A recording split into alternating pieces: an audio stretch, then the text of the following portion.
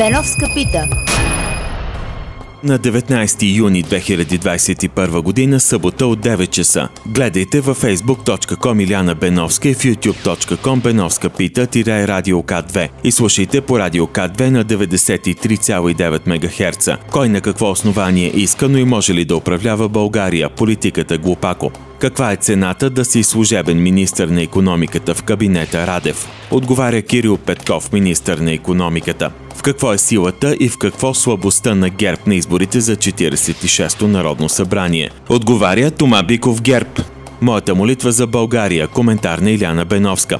Жан Виденов и коалиция от партии Ляв съюз за чиста и свята република. Искате, но и можете ли да управлявате България? Отговаря професор Станислав Станилов, учредител на Лява алтернатива. ДПС – национално отговорна българска партия ли е или в обръчите на Турция, Русия и Магнитски? Отговаря Сезгин Мехмет, ДПС. ВМРО – ще развее ли знамето отново или ще падне в плен на мутрите в политиката? Отговаря Христо Смоленов, ВМРО. Ще има ли мир в 46-то Народно събрание? Отговаря Венцислав Иванов, мир.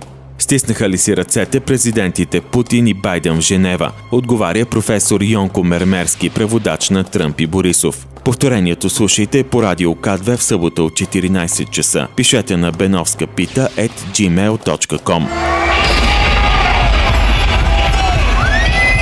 Беновска пита.